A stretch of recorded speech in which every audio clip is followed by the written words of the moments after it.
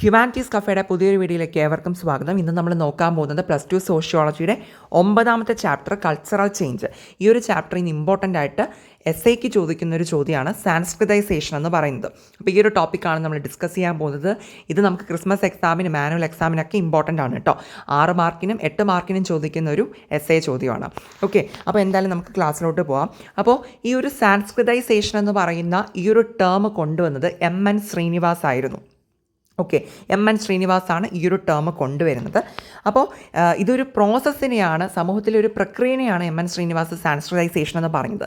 അതിനുമുമ്പ് ഒരു ഇൻട്രൊഡക്ഷനായിട്ട് പറയുകയാണെങ്കിൽ 1952 മൈസൂറിലെ കൂർഗുകളെ പറ്റി പഠിക്കുന്ന ആ ഒരു പഠന സമയത്താണ് MN ശ്രീനിവാസ് ഈ ഒരു ഐഡിയ കൊണ്ടുവരുന്നത്.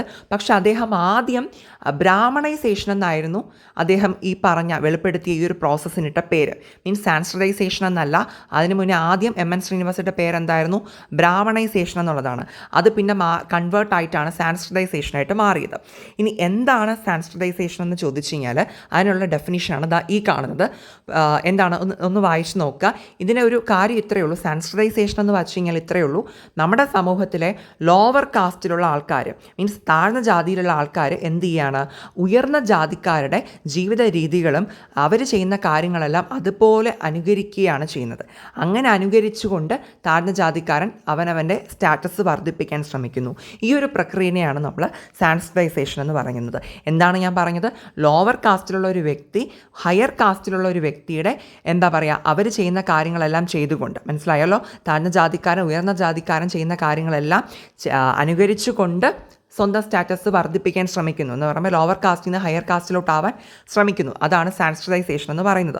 ഓക്കെ, എന്ന് പറയുമ്പോൾ അതിനകത്ത് ലോവർ കാസ്റ്റിലുള്ള വ്യക്തി ഹയർ കാസ്റ്റിലുള്ള ആൾക്കാരുടെ കസ്റ്റമും റിച്വൽസും ബിലീഫ്സും ഐഡിയോളജിയും ആ ഒരു ലൈഫ് സ്റ്റൈലും എല്ലാം കോപ്പി ചെയ്യാനായിട്ട് ശ്രമിക്കാറുണ്ട്. ആചാരങ്ങൾ, അനുഷ്ഠാനങ്ങൾ, വിശ്വാസങ്ങൾ, പ്രത്യയശാസ്ത്രം, ജീവിത രീതി ഇതെല്ലാം എന്ത് ചെയ്യുന്നുണ്ട്? അനുകരിച്ചു കൊണ്ടാണ് എന്ത് ചെയ്യുന്നത്? ഹയർ കാസ്റ്റ് എന്നുള്ള രീതിയിൽ മാറിപ്പോകുന്നത്. മനസ്സിലാകുന്നുണ്ടല്ലോ? അപ്പോൾ ഒരു എക്സാമ്പിൾ പറയുകയാണെങ്കിൽ, ഇപ്പോൾ ഞാൻ ഒന്ന് അസ്യൂം ചെയ്യുക, ഞാനൊരു ശൂദ്രനാണെന്ന് വിചാരിക്കുക. എന്ന് പറയുമ്പോൾ നമ്മുടെ സമൂഹത്തിൽ ഏറ്റവും ലോവസ്റ്റ് കാസ്റ്റ് ആണല്ലോ മറ്റേ വർണ്ണ സിസ്റ്റം അനുസരിച്ച് പറയുമ്പോൾ. അപ്പോൾ ഞാനൊരു ശൂദ്രനാണെന്ന് വിചാരിക്കുക. അപ്പോൾ ഞാൻ എന്താക്കി? നമ്മുടെ സമൂഹത്തിലെ ഏറ്റവും ഉയർന്ന ജാതിയിലുള്ളതാണ് ബ്രാഹ്മിൻസ് എന്ന് പറയുന്നത് ആണല്ലോ. മറ്റേ വർണ്ണ സിസ്റ്റം അനുസരിച്ചാണ് ഞാൻ ഈ പറയുന്നത്. ഓക്കെ, അപ്പോൾ ഞാനൊരു ശൂദ്രനാണ്. അപ്പോൾ ഞാൻ എന്ത് ചെയ്തു എന്ന് ചോദിച്ചു കഴിഞ്ഞാൽ ബ്രാഹ്മിൻസ് ചെയ്യുന്ന കാര്യങ്ങളെല്ലാം ഞാൻ ചെയ്യാൻ തുടങ്ങി. എന്ന് പറയുമ്പോൾ ബ്രാഹ്മിൻസ് ആണിപ്പോൾ കോവിലൊക്കെ പൂജ നടത്തുക, അതുപോലെ തന്നെ വേദങ്ങൾ പഠിക്കുന്നതൊക്കെ ബ്രാഹ്മിൻസ് ചെയ്യുന്ന കാര്യമാണ്. അതുപോലെ തന്നെ വെജിറ്റേറിയൻ ഫുഡ് കഴിക്കുക എന്ന് പറയുന്നത് നമ്മുടെ ബ്രാഹ്മിൻസ് ചെയ്യുന്നതാണ്. മറ്റേ പൂണൂല് ധരിക്കുക, സാക്രഡ് ത്രെഡ് ധരിക്കുക എന്നൊക്കെ പറയുന്നത് ബ്രാഹ്മിൻസ് ചെയ്യുന്നതാണ്. അപ്പോൾ ഇങ്ങനെ അവർ ചെയ്യുന്ന കാര്യങ്ങളെല്ലാം ശൂദ്രനായിട്ടുള്ള ഞാൻ ചെയ്യാൻ തുടങ്ങി. ഓക്കെ, അപ്പോൾ അങ്ങനെ ചെയ്യുന്നതിലൂടെ എൻ്റെ ഉദ്ദേശം എന്താണ്? അതിലൂടെ എനിക്ക് സമൂഹത്തിലുള്ള എൻ്റെ പദവി ഉയർത്തുക എന്നുള്ളതാണ്, എൻ്റെ സ്റ്റാറ്റസ് വർദ്ധിപ്പിക്കുക എന്നുള്ളതാണ് എൻ്റെ ലക്ഷ്യം. അപ്പോൾ ഇങ്ങനെ ഞാൻ ചെയ്യുന്ന ഈ ഒരു പ്രോസസ്സാണ്, അതായത് താഴ്ന്ന ജാതിക്കാരനായി ഞാൻ ഉയർന്ന ജാതിക്കാരായിട്ടുള്ള ആൾക്കാരുടെ ജീവിത രീതി അതുപോലെ അനുകരിച്ച് എൻ്റെ സ്റ്റാറ്റസ് വർദ്ധിപ്പിക്കാൻ ഞാൻ ശ്രമിക്കുന്നു. ഈ ഒരു പ്രോസസ്സിനെയാണ് എന്ത് പറയുന്നത്? സാൻസ്ക്രിതൈസേഷൻ എന്ന് MN ശ്രീനിവാസ് പറഞ്ഞത്. ക്ലിയർ ആണല്ലോ? ഇനി നമുക്ക് ഇമ്പോർട്ടൻ്റ് ആയിട്ട് നോക്കേണ്ട ഒരു സെക്ഷനാണ് സാൻസ്ക്രിതൈസേഷന് എതിരായിട്ട് ഉയർന്നു വന്നിട്ടുള്ള വിമർശനങ്ങൾ എന്തൊക്കെയാണെന്നുള്ളത്, ക്രിറ്റിസിസംസ്. ഇതോട് ചേർത്താണ് നമുക്ക് എസ്ഐക്ക് ചോദിക്കുക കേട്ടോ. അപ്പോൾ ഇതിപ്പോൾ ഞാൻ പോയിൻറ്റ്സ് ആയിട്ടാണ് ഇട്ടിട്ടുള്ളത്. ഇത് എക്സ്പ്ലെയിൻ ചെയ്ത് നന്നായിട്ട് വിശാലമായിട്ട് എഴുതിയാലേ നമുക്ക് മാർക്ക് ഫുള്ള് കിട്ടത്തുള്ളൂ കേട്ടോ. ഓക്കെ, അപ്പോൾ നമുക്ക് ഓരോന്നായിട്ട് നോക്കാം. ഒന്നാമത്തേതാണ് ഇനിക്വാളിറ്റി നിലനിൽക്കുന്നു എന്നുള്ളത്, പേഴ്സിസ്റ്റ് ചെയ്യുന്നുണ്ട് എന്നുള്ളത്.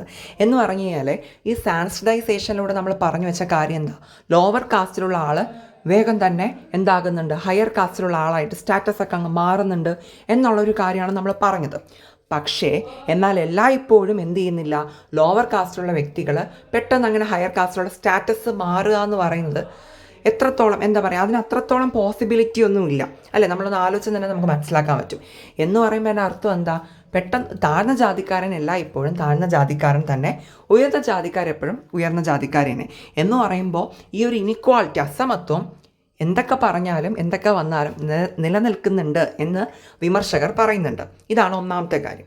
രണ്ടാമത്തത് പറയുന്നത്, ഞാനിവിടെ കംപ്ലീറ്റ് എഴുതിയിട്ടില്ല കേട്ടോ. നോക്കൂ, അപ്പർ കാസ്റ്റാണ് എപ്പോഴും സുപ്പീരിയർ ആയിട്ടുള്ളതെന്നാണ് പറയുന്നത്. എങ്ങനെയാണെന്ന് വെച്ചിട്ടുണ്ടെങ്കിൽ ഇവിടെ എന്താണ് ആക്ച്വലി ചെയ്യുന്നത്? സാൻസ്ക്രിതൈസേഷനിൽ ലോവർ കാസ്റ്റും അപ്പർ കാസ്റ്റിലോട്ടാവാൻ വേണ്ടിയിട്ടാണ് ശ്രമിക്കുന്നത് അല്ലേ? എന്ന് പറയുമ്പോൾ അതിൻ്റെ അർത്ഥം എന്താ? പൊതുവിൽ വിചാരിക്കുന്നത് അപ്പർ കാസ്റ്റാണ് ഏറ്റവും സുപ്പീരിയർ, അല്ലേ, ലോവർ കാസ്റ്റ് മോശമാണ്, അപ്പർ കാസ്റ്റാണ് ഏറ്റവും നല്ലത് എന്നുള്ളൊരു കാര്യം. അപ്പോൾ ആ ഒരു കൺസെപ്റ്റ് വെച്ചിട്ടല്ലേ അവിടെ ആക്ച്വലി സാൻസ്ക്രിറ്റൈസേഷനും വർക്ക് ചെയ്യുന്നത്, അല്ലേ? അത് അപ്പർ കാസ്റ്റ് നല്ലതാണ് എന്നുള്ളൊരു അങ്ങനെ കരുതിയിട്ടാണല്ലോ അപ്പർ കാസ്റ്റിൻ്റെ സ്റ്റാറ്റസിലോട്ട് ഉയരാൻ താഴ്ന്ന ജാതിക്കാരൻ ശ്രമിക്കുന്നത്. എന്ന് പറയുമ്പോൾ ഈ ഉയർന്ന ജാതി അല്ലെങ്കിൽ ആ സ്റ്റാറ്റസ് എന്ന് പറയുന്നത് നമ്മൾ കുറച്ചുകൂടി സുപ്പീരിയറായിട്ട് പ്രൊജക്റ്റ് ചെയ്യുകയാണ് എന്നാണ് വിമർശകർ പറയുന്നത്. ഇതാണ് രണ്ടാമത്തെ കാര്യം. ഇനി മൂന്നാമത് പറയുന്നതാണ് ജസ്റ്റിഫൈ പ്യൂരിറ്റി ആൻഡ് പൊല്യൂഷൻ. അത് നമുക്കറിയാം, ഈ ഒരു കാസ്റ്റ് സിസ്റ്റത്തിൽ നിലനിൽക്കുന്ന ഒരു കോൺസെപ്റ്റാണ് പ്യൂരിറ്റി ആൻഡ് പൊല്യൂഷൻ, അല്ലെ, ശുദ്ധരും അശുദ്ധരും എന്ന് പറയുന്നത്. താഴ്ന്ന ജാതിക്കാരൻ അശുദ്ധരും, അതുപോലെ തന്നെ ഉയർന്ന ജാതിക്കാരൻ എന്ന് പറഞ്ഞ് എന്താ പറയുക, അവർ പ്യൂരിറ്റി ഉള്ളവരുമാണെന്നുള്ളൊരു കോൺസെപ്റ്റ് ഉണ്ടല്ലോ. അപ്പം ഇതിലൂടെ ആക്ച്വലി നമ്മൾ നേരത്തെ അപ്പർ കാസ്റ്റ് സുപ്പീരിയർ ആണ് എന്ന് പറയുന്നത് പോലെ ഈ ഒരു പ്യൂരിറ്റി പൊല്യൂഷൻ കോൺസെപ്റ്റോടെ എന്ത് ചെയ്യാണ്, ജസ്റ്റിഫൈ ചെയ്യാണ്, അതിനെയും ശരിവെക്കുകയാണ് ചെയ്യുന്നത് ഈ ഒരു സാൻസ്ക്രിറ്റൈസേഷൻ എന്ന് പറയുന്നത്. ഇനി അടുത്ത് വരുന്നൊരു പോയിൻ്റാണ് ഈ അപ്പർ കാസ്റ്റിൻ്റെ റിച്വൽസും കാര്യങ്ങളെല്ലാം ലോവർ കാസ്റ്റിലുള്ള ആൾ എന്ത് ചെയ്യുകയാണ് ചെയ്യുന്നത്, അഡോപ്റ്റ് ചെയ്യാണ്, അല്ലേ, അതുപോലെ സ്വീകരിക്കുകയാണ് ചെയ്യുന്നത്. അതിലൊരു മാറ്റവും വരുത്തുന്നില്ല. ഞാൻ നേരത്തെ പറഞ്ഞില്ലേ, ശൂദ്രനായിട്ടുള്ള ഞാൻ ബ്രാഹ്മിൻസിൻ്റെ എന്തൊക്കെയാണോ അവർ ചെയ്യുന്നത് അതുപോലെ ഞാനും സ്വീകരിച്ച് ഞാനത് അനുകരിക്കുകയാണ് ചെയ്യുന്നത്, അഡോപ്റ്റ് ചെയ്യാണ്. എന്ന് പറയുമ്പോൾ നമുക്കറിയാം, ഈ ഒരു ബ്രാഹ്മിൻസിനിടയിലായിക്കോട്ടെ അല്ലെങ്കിൽ ഈ അപ്പർ കാസ്റ്റിനിടയിൽ തന്നെ പലതരത്തിലുള്ള പ്രശ്നങ്ങളുണ്ട്. പ്രത്യേകിച്ചും സ്ത്രീകൾക്കും പെൺകുട്ടികൾക്കും ഒക്കെ അവർക്ക് എന്താണ് പറയുക, അവർക്ക് പലതരത്തിലുള്ള ഇഷ്യൂസൊക്കെ ഉണ്ടെന്നുള്ളത് നമുക്ക് അറിയുന്നുള്ളതാണ്. അപ്പം ഇങ്ങനെയുള്ള അപ്പർ കാസ്റ്റിൻ്റെ റിച്വൽസൊക്കെ ബ്ലൈൻഡായിട്ട് നമ്മൾ അതുപോലെ അങ്ങ് അഡോപ്റ്റ് ചെയ്യുമ്പോൾ ഇത്തരത്തിലുള്ള ഇഷ്യൂസും അവിടെ വന്നേക്കാം എന്നാണ് പറയുന്നത്. അപ്പോൾ പ്രത്യേകിച്ചും പറയുന്നത് സ്ത്രീകൾക്ക് പുറത്തോട്ടൊന്നും ഇറങ്ങാനുള്ള ഒരു സ്വാതന്ത്ര്യം ഉണ്ടായിരുന്നില്ല. മൊത്തത്തിൽ എന്താ പറയുക, ആ തറവാട്ട് വീട്ടിലും അതുപോലെ തന്നെ അമ്പലം, ഓക്കെ, ഇതായിരുന്നു അവരുടെ ഒരു യാത്ര എന്ന് പറയുന്നത്. വീട് അമ്പലം വീട് എന്നുള്ള രീതിയിൽ മനസ്സിലായി. അപ്പോൾ അങ്ങനെ സ്ത്രീകൾക്ക് ഈ പറഞ്ഞ പോലെ ഒരു സ്വാതന്ത്ര്യമൊന്നും ഇല്ലാത്തൊരു സിറ്റുവേഷനൊക്കെ അപ്പർ കാസ്റ്റിൽ ഉണ്ടായിരുന്നു. ഓക്കെ, അപ്പോൾ നമ്മൾ ഈ ഒരു സാൻസ്ക്രിറ്റൈസേഷൻ വരുന്നതിലൂടെ അപ്പർ കാസ്റ്റിലെ റിച്വൽസൊക്കെ നമ്മൾ അതുപോലെ അഡോപ്റ്റ് ചെയ്യുമ്പോൾ ഇത്തരത്തിലുള്ള പ്രശ്നങ്ങൾ വന്നേക്കാമല്ലോ എന്നാണ് പറയുന്നത്. ലാസ്റ്റ് പറയുന്നൊരു കാര്യമാണ് ദളിതിൻ്റെ കാര്യം. ദളിത്സ് എന്ന് പറയുമ്പോൾ നമുക്കറിയാം, എന്താ പറയുക, ഏറ്റവും താഴ്ന്ന വർഗ്ഗക്കാരാണ്, അല്ലേ, നമ്മുടെ സമൂഹത്തിൽ അങ്ങനെയാണ് അവരെ കരുതിയിട്ടുള്ളത്. ഓക്കെ, ഒരുപാട് പ്രശ്നങ്ങൾ അനുഭവിക്കുന്ന വർഗം കൂടിയാണ് ദളിത് എന്ന് പറയുന്നത്. അപ്പോൾ ഈ ദളിത്സിൻ്റെ കൾച്ചറിനും ഒരു ഭീഷണിയായിട്ട് മാറുന്നുണ്ട്. അവരുടേതായിട്ടുള്ള തനതായ സംസ്കാരത്തിനും എന്ത് ചെയ്യുന്നുണ്ട്, അവരുടെ ഐഡൻറ്റിറ്റിക്കും ഒക്കെ ഇതൊരു ഒരു ബുദ്ധിമുട്ടാക്കി മാറ്റുന്നുണ്ടെന്ന് ക്രിട്ടിക്സ് ചൂണ്ടിക്കാട്ടുന്നുണ്ട്. മനസ്സിലാകുന്നുള്ളൂ. അപ്പോൾ ഇതാണ് നമുക്ക് പറയേണ്ടത്. സാൻസ്ക്രിറ്റൈസേഷൻ ചോദിക്കുമ്പോൾ എന്ത് പറയണം, ആദ്യം നമ്മൾ ആ ഇൻട്രൊഡക്ഷൻ പറയുക, എന്താണെന്ന് പറയുക, ഡെഫിനീഷൻ എഴുതുക, അതിനെക്കുറിച്ചിട്ട് പറയുക. പിന്നെ എന്താണ് ചെയ്യേണ്ടത്, ഈ ഒരു ക്രിറ്റിസിസംസ് എന്താണ്, നമ്മൾ ഇത്രയും പോയിൻറ്റ്സും എക്സ്പ്ലെയിൻ ചെയ്തുകൂടി എഴുതുക. ഓക്കെ, അപ്പോൾ ഇനി എന്തെങ്കിലും ഡൗട്ട്സ് ഉണ്ടെങ്കിൽ നിങ്ങൾ കമൻറ്റിൽ അറിയിക്കുക. പിന്നെ ഒരു കാര്യം കൂടി ഞാനൊന്ന് ആഡ് ഓൺ ചെയ്ത് പറയട്ടെ. നമ്മളിനി ഇതുപോലെ ഇമ്പോർട്ടൻറ്റ് വീഡിയോസ്, ടോപ്പിക്സ് ഓരോ ടോപ്പിക്കുകൾ എടുത്തിട്ടൊക്കെ വീഡിയോസ് ചെയ്യാൻ ശ്രമിക്കാം. കാരണം നിങ്ങൾക്ക് ക്രിസ്മസ് എക്സാം വരികയാണല്ലോ. അപ്പോൾ അത് റിലേറ്റ് ചെയ്തിട്ട് നമുക്ക് ഇതുപോലെ ടോപ്പിക്സ് ഡിസ്കസ് ചെയ്യാം.